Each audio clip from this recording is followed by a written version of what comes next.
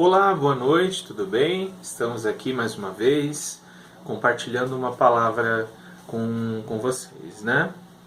O texto de hoje nós vamos ler e entender é o texto que está em Romanos, capítulo 11, verso 13. E diz assim: Estou falando a vocês, gentios, visto que sou apóstolo para os gentios, exalto o meu ministério, na esperança que de alguma forma possa provocar ciúme em meu próprio povo e salvar alguns deles. Pois, se a rejeição deles é a reconciliação do mundo, o que será a sua aceitação? Senão a vida dentre os mortos?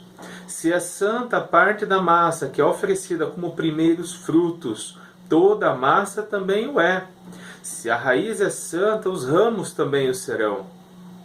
Se alguns ramos foram cortados, e você, sendo oliveira brava, foi enxertado entre os outros e agora participa da seiva que vem da raiz da oliveira cultivada, não se glorie contra esses ramos. Se o fizer, saiba que não é você quem sustenta a raiz, mas a raiz a você. Então você dirá: os ramos foram cortados para que eu fosse enxertado. Está certo. Eles, porém, foram cortados devido à incredulidade, e você permanece pela fé. Não se orgulhe, mas tema, pois se Deus não poupou os ramos naturais, também não poupará você. Portanto, considere a bondade e a severidade de Deus. Severidade com aqueles que caíram, mas bondade para com você, desde que permaneça na bondade dele. De outra forma, você também será cortado. E quanto a eles, se não continuarem na incredulidade, serão enxertados, pois Deus é capaz de enxertá-los outra vez. Afinal de contas, se você foi cortado de uma oliveira brava por natureza e de maneira antinatural foi enxertado numa oliveira cultivada, quanto mais serão enxertados os ramos naturais em sua própria oliveira. Bom, vamos orar? Senhor Deus e Pai, estamos, Senhor, diante da Tua Palavra, diante das Escrituras. Que nessa noite o Senhor possa falar ao nosso coração. Que possamos ler e entender a Tua Palavra, Pai. Porque a Tua Palavra é o que dá vida. A Tua Palavra é o que nos leva a crer. A Tua Palavra, Senhor, é o que faz com que um vale de ossos secos possa se tornar um exército. Ó Pai querido e amado, no nome de Jesus, fale ao nosso coração, fale ao coração dessa pessoa que nos acompanha nesse momento em sua casa. É o que eu te peço, que o Senhor dirija essa mensagem e que ela fale profundamente, que o Senhor aplique ela aos nossos corações da melhor forma possível. Em nome de Jesus Cristo, amém. Bom, o título do meu sermão é Paulo, os cristãos gentios e os judeus, em 3 atos. Vamos pensar aqui que nós estamos aqui num teatro, num cenário, né, ou num filme, vamos assim dizer, né? E um filme, por exemplo, ele constitui de vários atos, várias ações, vários takes, que o pessoal chama, né? Uma palavra muito bonita. Então temos várias situações. E Paulo aqui nessa situação, ele também apresenta 3 situações. Ele apresenta os gentios cristãos e os judeus cristãos nessas 3 ações. O primeiro ato que Paulo nos mostra é o ato onde ele nos mostra a sua esperança. No verso 13 ele diz assim: Estou falando a vocês, gentios, visto que sou apóstolo para os gentios. Exalto o meu ministério na esperança de que de alguma forma eu possa provocar ciúme em meu próprio povo e salvar alguns deles. Pois se a rejeição deles é a reconciliação do mundo, o que será a sua aceitação? Senão a vida dentre os mortos? Se a santa parte da massa que é oferecida como primeiros frutos, toda a massa também é. Se a raiz é santa, os ramos também serão. Nessa primeira parte, Paulo mostra qual é a sua esperança. O apóstolo nos mostra o que move o seu trabalho missionário junto aos gentios. E ele inicia o texto falando diretamente com os gentios daquela igreja, a igreja de Roma. Nós já vimos nos textos anteriores que a igreja de Roma ela era formada por pessoas judeus convertidos e romanos convertidos, gregos convertidos, enfim, pessoas que não eram da etnia judaica. E a maioria dos cristãos ela era de gentios, ou seja, os judeus eles eram uma pequena parte daquela igreja. E nessa carta ele se dirige aos gentios. A carta é para a igreja toda. Toda a igreja iria ler essa carta quando recebesse, mas agora ele fala com os gentios. Nós não vemos nenhum outro registro de um apóstolo levando o evangelho para além de Israel. Se pegarmos os 12 mais Paulo, apenas Paulo leva o evangelho para fora de Israel, né? Pelo menos é o que nós temos registrado no texto sagrado. Embora a tradição diga que Pedro foi um dos fundadores da igreja de Roma, né? Mas isso não é fundamentado. E em quase todas as Bíblias também nós encontramos mapas das viagens que Paulo fazia, ou seja, Paulo o ministério dele não era o ministério em Israel, era um ministério no Império Romano. E nós vemos essas viagens. Mas quem era Paulo? Paulo era um judeu, um verdadeiro judeu. Mas mesmo assim o seu ministério é para os gentios. Podemos ver que em todas as cidades que ele chegava, a primeira coisa que ele fazia, ele ia aos judeus. Por quê? Porque ele era um judeu. E ele entendia que os judeus precisavam ouvir a mensagem e crer no Messias. Mas geralmente os judeus rejeitavam. E então ele ia aos gentios. Aqui ele mostra para os seus leitores e para nós qual era a intenção dele ser apóstolo dos gentios. Ele fazia isso com uma intenção, com um objetivo. Ele desejava que, ao ver os gentios se rendendo ao Messias, os judeus ficassem com ciúmes. E por causa desses ciúmes acabassem se convertendo, vindo a Cristo. Nem que fosse por ciúmes, Paulo desejava atingir os seus objetivos, junto aos judeus, que era a conversão dos remanescentes. Bom, lembra o que nós vimos no capítulo 9? Paulo tinha dito que ele desejava, até se fosse possível, ser separado de Cristo, se isso de alguma forma pudesse salvar os seus irmãos judeus. O apóstolo sabia que a rejeição dos judeus a Cristo era o que possibilitava a reconciliação dos gentios com Deus, do mundo com Deus. Uma vez que a maioria dos judeus perseguiram os cristãos, esses foram dispersos pelo mundo.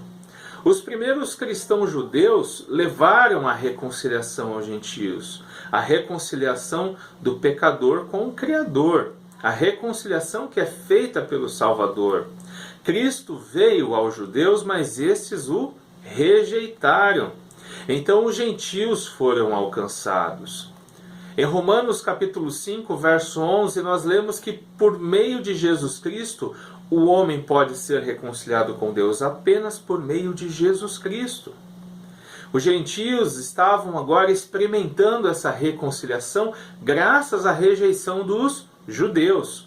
Mas Paulo sabe que o dia em que os judeus se converterem será como se houvesse uma ressurreição dentre os mortos.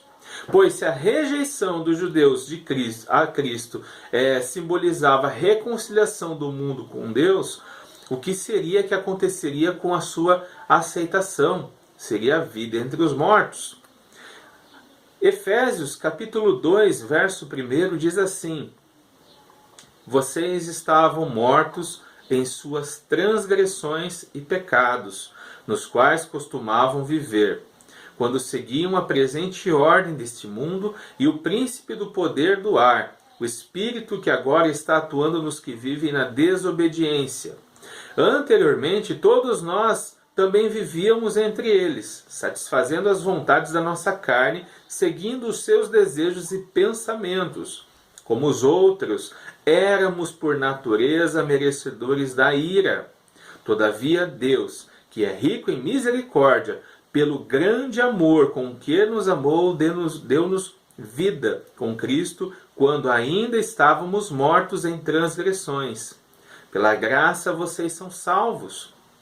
Deus nos ressuscitou com Cristo e com Ele nos fez assentar nas regiões celestiais em Cristo Jesus, para mostrar nas eras que hão de vir a incomparável riqueza da sua graça demonstrada em sua bondade para conosco em Cristo Jesus. Pois vocês são salvos pela graça, por meio da fé, e isso não vem de vocês, é dom de Deus, não por obras para que ninguém se glorie. Porque somos criação de Deus, realizada em Cristo Jesus, para fazermos boas obras, as quais Deus preparou antes para nós a praticarmos. A conversão dos judeus será a ressurreição daqueles que estão mortos pelo pecado. E isso enche Paulo de esperança, isso anima Paulo. Ele mesmo foi um judeu que viveu isso na sua pele. Ele era alguém que tinha rejeitado Cristo por um tempo. Inclusive, quando ele se converte, ele está indo prender cristãos.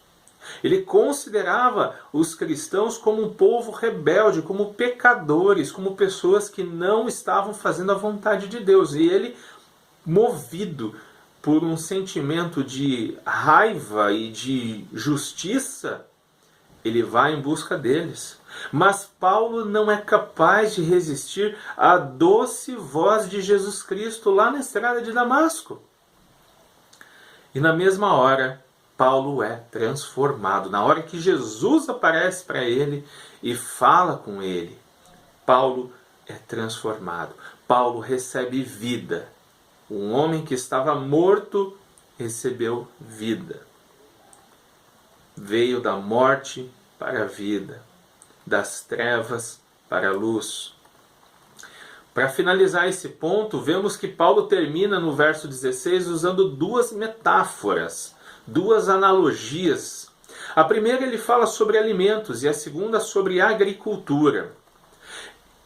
Em Números capítulo 15, verso 17, nós lemos: O Senhor disse ainda a Moisés: Diga aos israelitas: Quando vocês entrarem na terra para onde eu os levo e comerem do fruto da terra, apresentem uma porção como contribuição ao Senhor. Apresentem um bolo feito das primícias da farinha de vocês. Apresentem-no como contribuição da sua colheita. Em todas as suas gerações vocês apresentarão das primícias da farinha uma contribuição ao Senhor. Essa ilustração que Paulo faz, ele tira lá desse texto de Números. Quando o povo de Israel fazia esse tipo de oferta, eles consagravam ao Senhor todos os grãos da colheita. As primícias do bolo santificavam toda aquela colheita.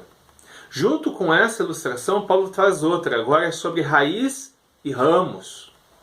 Assim como o bolo oferecido ao Senhor consagrava toda a colheita, a raiz de uma árvore consagrava todos os ramos. Com estes dois exemplos, Paulo deve estar se referindo a Abraão, Isaque e Jacó. Essa ilustração mostra que a esperança de Paulo não é sem fundamento. O bolo oferecido e a raiz oferecida são eles, os patriarcas. Os grãos e os ramos são os israelitas, aqueles que são parte do verdadeiro Israel, o remanescente. E aí eu me encaminho para a segunda cena do texto, onde Paulo agora ele parte da esperança que ele tem para uma advertência.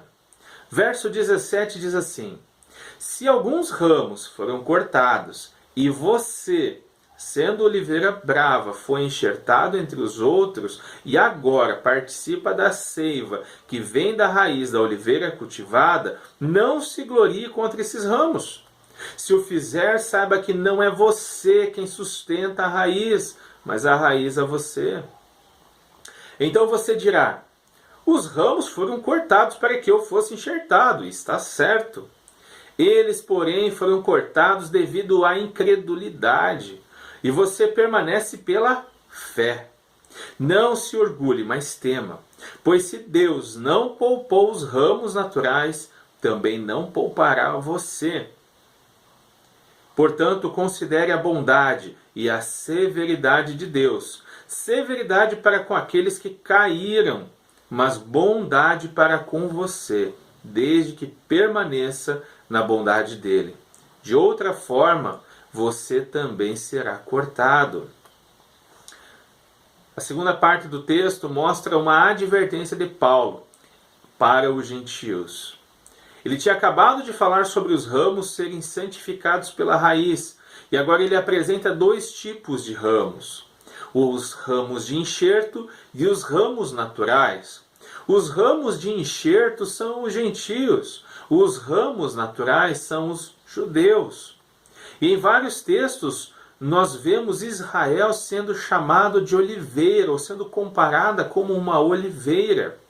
Em Jeremias capítulo 11, verso 16, nós lemos: O Senhor a chamou de oliveira verdejante, ornada de belos e bons frutos. Este e outros textos que nós temos no Antigo Testamento mostram Israel sendo chamada de oliveira. Inclusive, conta-se que, fugindo da Segunda Guerra Mundial e da perseguição nazista, muitos judeus vieram para o Brasil e tiveram que mudar o seu nome, inclusive para Oliveira. Por isso que nós temos tantos oliveiras hoje no Brasil. Muitos deles são descendentes de judeus fugidos da Segunda Guerra. Bom, os galhos desta oliveira são o povo de Israel, são os judeus.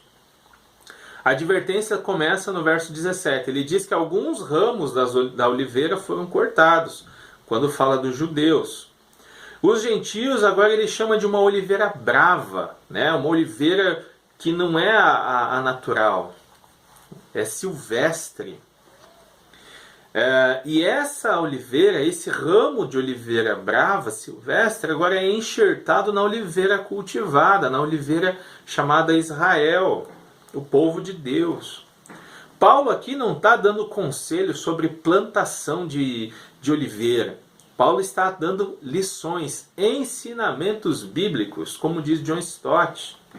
Os gentios estavam sendo inseridos na família de Deus pela fé em Jesus Cristo.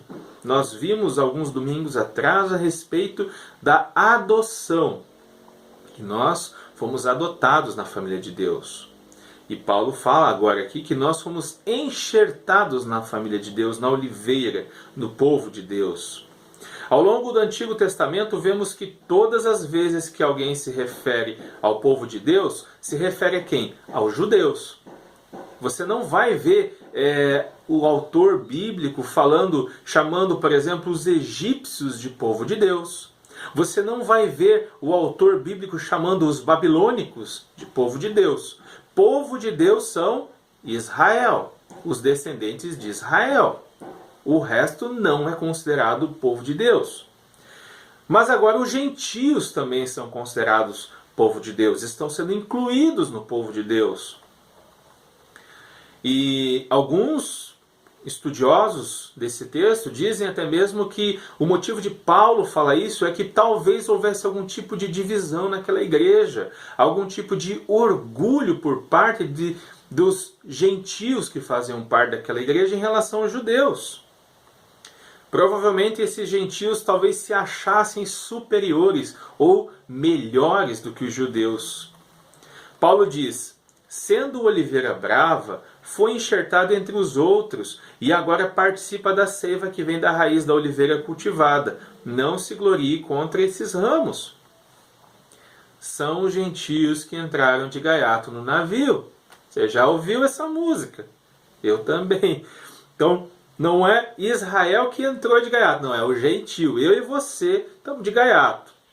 Não era para a gente fazer parte do povo de Deus, mas pela fé nós podemos fazer parte do povo de Deus. E por esse motivo os gentios não podem se achar melhores do que os judeus. Essa situação mostra que alguns membros daquela igreja estavam faltando neles uma virtude básica, chamada humildade. Eles estavam sendo orgulhosos. Podemos ver isso no capítulo 12, quando Paulo escreve no verso 3 assim: Por isso, pela graça que me foi dada, digo a todos vocês, ninguém tenha de si mesmo um conceito mais elevado do que deve ter, mas ao contrário, tenha um conceito equilibrado, de acordo com a medida da fé que Deus lhe concedeu. No capítulo 14 de Romanos, no verso 10, Paulo vai falar assim: Portanto, porque você julga o seu irmão e porque despreza seu irmão? Pois todos estaremos diante do tribunal de Deus. No capítulo 15, versos 5 e 6, ele diz assim: O Deus que concede perseverança e ânimo, dê a vocês um espírito de unidade, segundo Jesus Cristo, para que com um só coração e uma só voz, vocês glorifiquem ao Deus e Pai de nosso Senhor Jesus Cristo. Paulo afirma que a seiva vem da raiz, não dos ramos. A salvação não veio pelos gentios, mas pelos judeus. Por esse motivo, os gentios não podem, não devem se achar melhores que os judeus. Paulo deixa bem claro aos irmãos daquela igreja que é a raiz quem sustenta os ramos, não o contrário. O apóstolo João registra em seu livro uma conversa que Jesus tem com uma mulher samaritana. E Jesus é quem afirma que a salvação também vem pelos judeus. Por quê? Jesus é um judeu. Deus escolheu um povo para enviar o seu filho, o povo de Israel. Essa escolha não acontece quando Jesus vem ao mundo pela Virgem Maria. Ela acontece lá na eternidade. E nós vemos ela ser desenrolada em Gênesis capítulo 3, passando por todos os livros do Antigo Testamento, até chegar no nascimento de Jesus, cumprindo a promessa. Para Paulo, é fundamental que entendamos que a raiz sustenta os ramos, não o ramo sustenta a raiz. Em seguida, Paulo antecipa também uma possível pergunta. Ele diz assim: os ramos foram cortados para que eu fosse enxertado. Sim, Paulo concorda com isso. Mas alguns ramos foram cortados porque não creram. Os ramos judeus que foram cortados da raiz foram cortados porque não creram. Nós, os gentios, fomos enxertados nessa raiz, nesse tronco, nessa oliveira, porque cremos. E nós permanecemos pela fé ligados a essa raiz. Não é por qualquer outra coisa, mas pela fé. Não é a fé na fé. E também não é a fé na força do nosso braço, mas é a fé que nós temos na obra redentora de Jesus Cristo. E é por crer nesta obra que podemos ser enxertados na oliveira. Isso acontece de modo sobrenatural. É obra do Espírito Santo. Ele é quem nos liga na oliveira. Não se orgulhe, diz Paulo. Quando fazemos um bom trabalho, é normal que a gente sinta o quê? O orgulho, né? Por exemplo, eu gosto de cozinhar, eu amo cozinhar. E volta e meia eu faço comida, né? Tá certo que muita gente não come, mas eu gosto de cozinhar. E geralmente quando eu cozinho e fica do jeito que eu quero, que fica bom, nossa, eu falo para todo mundo, eu falo, fiz uma comida que ficou deliciosa. Meio que me achando mesmo, né? Sentindo um pouquinho de orgulho. Mas com a salvação não pode ser assim. Por quê? Porque não somos nós que pagamos pela salvação, não somos nós que trabalhamos pela salvação, e a salvação não é fruto da nossa obra. Foi Cristo quem pagou a nossa dívida. Nós éramos quem? Nós éramos escravos do pecado, escravos da morte. Nós estávamos condenados a receber a santa ira de Deus em nós. Mas Cristo nos salvou. E Ele escolheu vir ao mundo como um judeu. Tem muitas pessoas que falam que Deus é brasileiro. Deus não é brasileiro. Deus veio como judeu. E é por isso que nenhum salvo pode se orgulhar da sua salvação. Nós devemos seguir o conselho que Paulo dá. Devemos temer. Já dizia o salmista que o temor do Senhor é o princípio, o começo da sabedoria. O Senhor age com misericórdia com quem Ele quer, mas Ele também age com justiça com quem Ele quer. Se Deus me tratasse com justiça, ou te tratasse com justiça, nós estaríamos perdidos. Já parou para pensar nisso? Que Deus não nos tratou com justiça? Deus nos tratou com misericórdia. Deus escolheu tratar a nós com misericórdia, com bondade. Deus nos enxertou na oliveira com sua bondade. A justiça de Deus foi derramada em Cristo Jesus lá na cruz. Paulo termina com um alerta. Deus não poupou os judeus incrédulos, mas derrama sua ira sobre eles. Por esse motivo, Deus não poupará eu e você se não crermos. O Senhor é um Deus justo. Na verdade, a justiça, a essência da justiça vem do trono de Deus. Se Deus exige fé para salvar um pecador, é isso que nós devemos dar. Nós devemos responder com fé ao chamado de Deus. Mas sabendo que eu e você não somos capazes sequer de produzir fé, Deus nos dá a fé.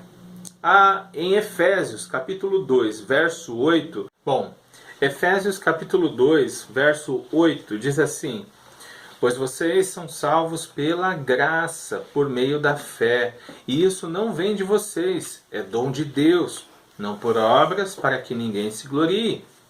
Nem a fé é uma obra nossa. Em João 3,18 diz assim: quem nele crê não é condenado, mas quem não crê já está condenado, por não crer no nome do Filho unigênito de Deus. Paulo pede aos seus leitores que considerem isso, que levem em conta a bondade e a severidade de Deus. O Senhor é bondoso para manter os ramos da oliveira brava na oliveira natural, mas também é severo porque não poupou os ramos da oliveira natural, mas cortou porque foram incrédulos. Se os gentios que foram enxertados na família de Deus não crerem, também serão cortados. A eleição, ela é incondicional, mas ela não exclui a nossa responsabilidade. Assim como a eleição da nação de Israel como povo de Deus também não causou a salvação de todos os israelitas. E aí eu me encaminho para o terceiro ato, para a terceira cena que Paulo nos mostra. Vimos agora que ele mostrou a advertência aos gentios. E agora ele mostra a possibilidade dos judeus. Verso 23 diz assim: e quanto a eles, se não continuarem na incredulidade, serão enxertados, pois Deus é capaz de enxertá-los outra vez. Afinal de contas, se você foi cortado de uma oliveira brava por natureza e de maneira antinatural foi enxertado numa oliveira cultivada, quanto mais serão enxertados os ramos naturais em sua própria oliveira? Bom, Paulo termina essa parte da carta falando sobre possibilidade, a possibilidade da salvação dos judeus, daqueles que não creram, deles serem enxertados na oliveira, no povo de Deus. Mas isso será apenas pela fé. Para Deus nada é impossível, não existe impossível. Isso nos mostra, nos leva ao episódio onde Jesus está com o jovem rico. O encontro que acontece entre Jesus e um homem cheio de muitas posses. Bom, nesse encontro, nós vemos um homem, o jovem rico, que ele obedecia à lei. Ele era um fiel cumpridor da lei de Deus, pelo menos na maioria das leis, as leis que os homens podem ver, né? Então ele não roubava, não adulterava, não matava, né? Que nem aquele ditado, né? Eu não bebo, não fumo, não roubo, não prostituo. Então ele era esse homem. Mas tinha um problema, e Jesus sabia desse problema. Deus não era o primeiro em sua vida, a riqueza era a primeira. E aí, aquilo que deveria estar ocupando o lugar aliás, o lugar de Deus era para ser ocupado por Deus, estava sendo ocupado pelas riquezas. E é por causa delas, o lugar que pertencia a Deus, ou seja, o coração daquele homem, estava sendo tomado pela ganância, pela avareza. E aí quando o jovem rico sai do encontro meio frustrado, os discípulos perguntam entre si, poxa, mas quem pode então ser salvo? Porque se esse rapaz que era rico, tinha tudo, cumpria a lei, era um fiel, não pôde ser salvo, quem pode ser salvo? Em Mateus, capítulo 19, verso 25, nós vemos essa situação. Diz assim: ao ouvirem isso, os discípulos ficaram perplexos e perguntaram: nesse caso, quem pode ser salvo? E Jesus olha para eles e responde: para o homem é impossível, mas para Deus todas as coisas são possíveis. Como diz Paulo no verso 23, se os judeus crerem, poderão novamente fazer parte do povo de Deus, pois Deus é capaz de fazer tal milagre, de pegar um ramo que está cortado, que está sem vida, que não tem seiva, e enxertá-lo novamente na oliveira, fazê-lo produzir azeitonas. Eu ia falar oliveira, mas é azeitona. Para fundamentar essa possibilidade, Paulo argumenta dizendo que os gentios são ramos de uma oliveira brava, e eles puderam ser enxertados, colocados na oliveira natural. Os judeus também podem ser. Isso seria um milagre. Mas se Deus foi capaz de operar o milagre com os gentios, que dirá com os judeus, se crerem? Essa é a vontade de Deus. Os judeus que não creram, foram cortados da oliveira, mas se crerem novamente, serão enxertados nela. Agora nós vemos que não existem dois grupos, como algumas pessoas pensam, que é Israel e a igreja. Não, existe apenas um grupo, a família de Deus, o povo de Deus, um povo que é formado por judeus, que são crentes, e gentios, que são crentes. Um povo que possui línguas diferentes, uns falam hebraico, outros grego, outros português, outros inglês, que possui cores diferentes, ou seja, o povo não é só de branco, também não é só de negro, ou só de índio, não, é branco, preto, índio, pardo, todas as cores, amarelo. Um povo que possui costumes e gostos diferentes. Um povo que crê num único e verdadeiro Deus. Um Deus que subsiste em três pessoas: o Pai, o Filho e o Espírito Santo. Mas é apenas um Deus, apenas um povo. Sempre existiu apenas um povo, o povo de Deus. Com a conversão dos gentios, eles foram em quê? Eles foram enxertados nesse povo, no povo de Deus. E com a conversão dos judeus, eles serão novamente enxertados nessa oliveira. Eu queria terminar esse ponto com a leitura de Efésios, capítulo 4, verso 4, que diz: há um só corpo e um só Espírito, assim como a esperança para a qual vocês foram chamados é uma só. Há um só Senhor, uma só fé, um só batismo, um só Deus e Pai de todos, que é sobre todos, por meio de todos e em todos. E aí eu tenho algumas aplicações desse texto. Bom, a primeira aplicação que temos é que assim como Paulo tinha esperança da conversão dos judeus, nós devemos ter também. Nós devemos orar, devemos trabalhar, devemos contribuir para que os judeus sejam alcançados pela graça de Deus. Como discípulos de Jesus, devemos viver de tal forma que a nossa vida seja um motivo de ciúme para os judeus, que a nossa vida produza neles vontade de serem cristãos, vontade de procurar por Cristo. E embora Paulo esteja falando sobre os judeus, podemos falar isso sobre todos os tipos de pessoas. Será que as pessoas que te conhecem, será que as pessoas que me conhecem, olham para nós e desejam viver como nós? Será que temos vivido com a esperança de que através da nossa vida e da nossa devoção, os incrédulos sejam alcançados? Será que a nossa vida acompanha a nossa mensagem? Ou estamos sendo egoístas? A segunda aplicação que esse texto nos dá é uma advertência. Não é porque somos salvos que somos melhores que os não salvos.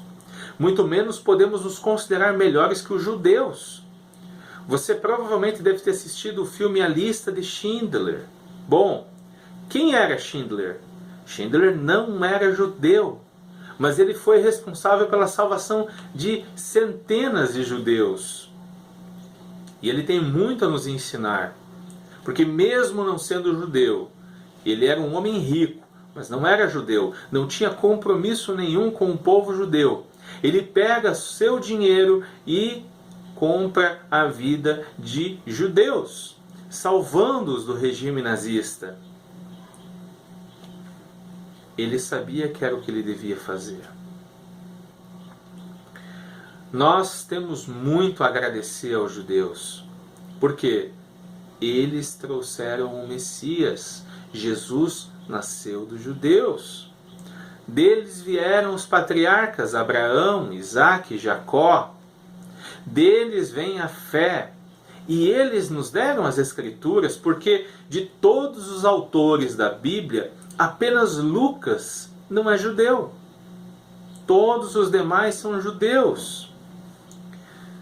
Se eles que eram o povo de Deus, a nação escolhida por Deus, foram cortados dessa família, dessa nação, por não crerem, que dirá de nós?